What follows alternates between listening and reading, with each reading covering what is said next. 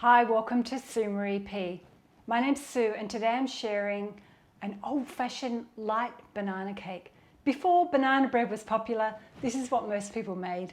Probably reminds you of your grandmother's banana cake or your auntie's. It's moist, light, only has 2 bananas and it only takes 30 minutes to bake. So let's get baking. Or actually, let's get mixing. So first step, you need to pop your oven onto 170 degrees C, and mine's fan forced. And in here, I've already melted some unsalted butter. There's 125 grams or half a cup. But into that, I'm going to add some white sugar. So that's 3/4 of a cup or 150 grams and 1 teaspoon of vanilla. And this is so easy to whip up. You could even do it without the electric beaters. I'm just doing 1 teaspoon of the vanilla. You can just do it by hand, that's what I was going to try and say. So let's just mix that through. Just want to get that caster sugar melted. And it's a great lunchbox treat or a snack if you want to take it to work or to school. And it freezes really well as well. So just grab 2 bananas. I always soften them a little bit before I take my skin off. And they're just medium size. If you've got 3 that you need to use up, you can pop 3 in. I'm just going to mash them with my potato masher. And you can do it so it's a little bit lumpy, but I've just mashed it quite well.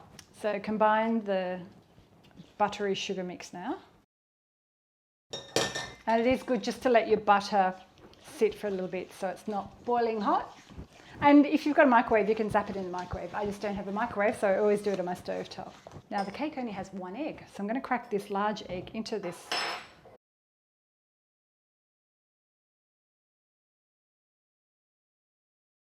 Just making some room. So grab your electric beaters or do it by hand. And we'll just start whisking this up. Okay, now for our spelt flour. So you can either whisk the flour together or you can sift it. So I'm going to sift it today. So I've got 210 grams of light wholemeal spelt flour. And in here I've got 2.5 teaspoons of baking powder. And I just like to whisk it as I'm sifting it. I had a request for some more spelt recipes using whole grain flour, so I thought I'd do this one with whole grain flour. And if spelt's not your thing, you can swap it out and do it with regular flour or even gluten-free. I haven't tested it with either regular or gluten-free, but it's a pretty forgiving style of cake, so it will work fine. So let's just sift this in. And if you're using whole grain, you might end up with these grainy bits. You can either throw them in, but I'm just going to leave them to one side.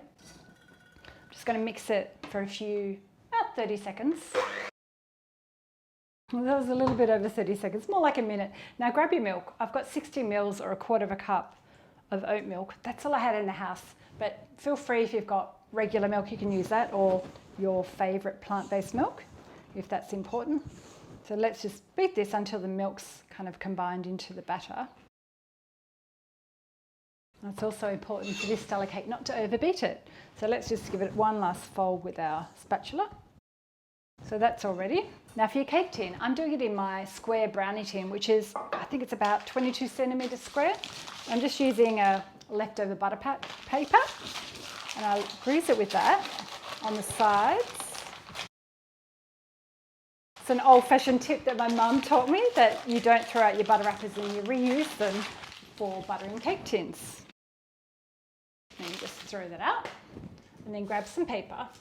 I've just got like a rectangle piece of paper and I'm just lining the base and just up 2 sides, and then that will be enough. We don't really need it on all 4 sides. And then we grab these 2 pieces to lift it out once it's baked. Let's pour all this batter in.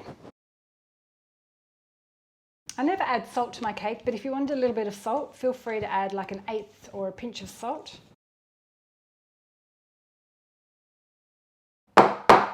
Give it a few taps to get any air bubbles out and make sure it's all evenly over the top. Now we're going to bake this in our oven for 30 minutes, and I'm going to do it on the lower shelf, on a lowered shelf in my oven, not on the middle shelf. Just means that my top doesn't brown too much. My timer's on for 30 minutes. I'm going to do a clean up and then we'll come back and we'll slice it up and have a taste of it. So our banana cake is all cooked, and I've just checked it with my skewer and popped it in. It comes out clean. It's nice and springy. And I've grabbed just a little knife just to pop it down the sides to help it come away. And I've had it resting here for about 10 minutes, so it's good to come out of the tin now. So what I'll do, I'll lift it out and just rest it here. And ideally, it's good to just let it cool on the bench before you cut it. But for the video, I'm going to cut it straight away so I can show you what it looks like. So I'm just going to do it in half. So about 12 pieces I think I'll get out of it, and then half again. Got a few little cracks on top today, but that's fine. Adds to the rustic appeal. And then I do it in 3, so I think that makes, what does that make? Yeah, 12. If my maths is right. So they're kind of not squares, they're like rectangles. But you can do smaller ones and do squares. And it's probably still a little bit too hot to eat, but let's have a look. Can't even touch it, it's so hot. Look at that, so light and fluffy. Let me see if I can break a bit and not burn my mouth. That's delicious.